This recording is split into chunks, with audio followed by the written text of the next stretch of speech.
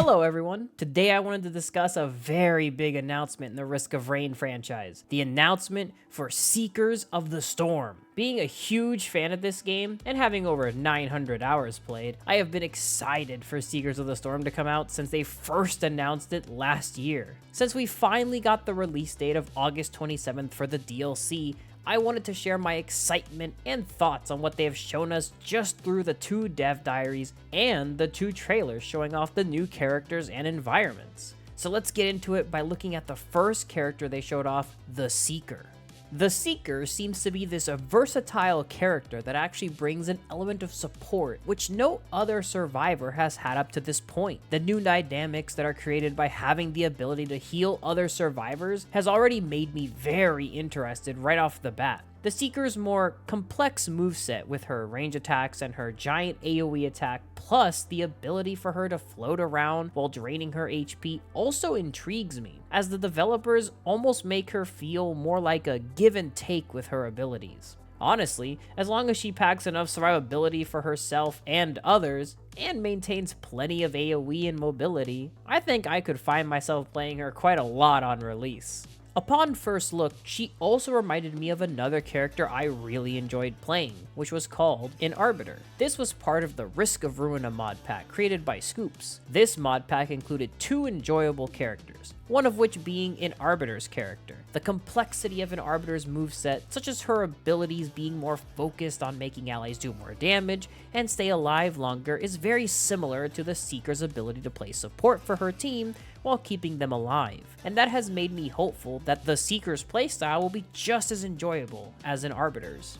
We can also compare the Seeker to another modded character, the Paladin. The Paladin heals by casting a huge AoE field that healed all allies inside of it. This is a bit similar to how the Seeker projects an AoE around herself that, with proper inputs, will project a healing field for allies while damaging enemies. Now, I want to note that I don't play too many character mods, so I might have missed out on some modded characters that have better similarities. However, the fact that the Seeker has added this new dynamic has made me so excited because I personally loved playing a support role through different mod packs. Healing myself and my friends, I have such high hopes for the Seeker, and I am excited to see how they play in the game. Now, let's move on to the other updates.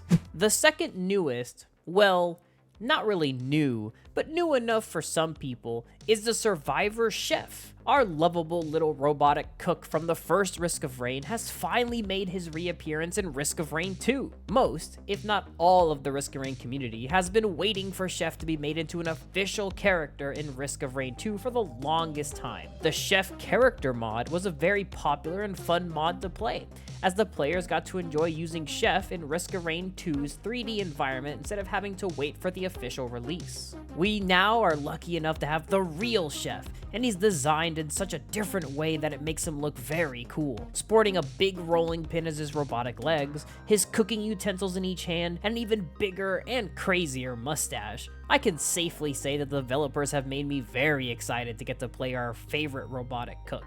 The best part of this newly designed Chef is that most of his abilities based on the showcase and dev diary show a great homage to his original appearance. They brought back the names and feels of most of his abilities, like Dice, Sear, and Glaze, but with a new updated twist on them, showcasing just how a robotic cook has adapted to the new environment around him. One of the new things being he has a new ability called Roll, which gives him tons of movement and crowd control. Not only that, however, as they also added a brand new passive called Chef's Kiss that triggers after cooking enemies up with 2 different abilities. This really helps you sustain yourself in large groups of enemies by constantly hitting them with multiple abilities and being rewarded for it. Speaking of the new environment, Seekers of the Storm will also come with 6 brand new levels. This is such a large amount of maps for Risk of Rain 2 that I couldn't even really believe it myself when I first found out. Some of these maps have already been teased through the character trailers and dev diaries,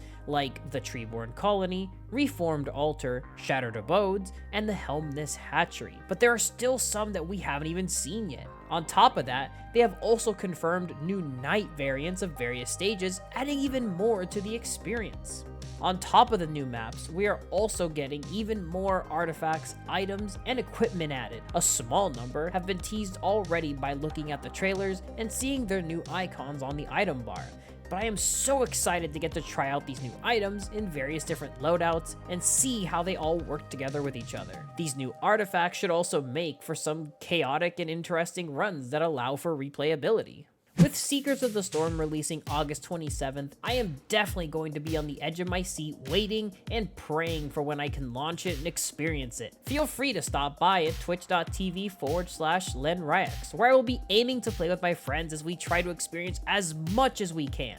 We have all been waiting so long for this, and we are for sure going to soak in the entire game to the fullest. Let me know down in the comments how excited you are and what you are the most excited about with returning to the world of Risk of Rain 2. As always, thanks for stopping by, and I hope you have a great day. Catch you on the next one.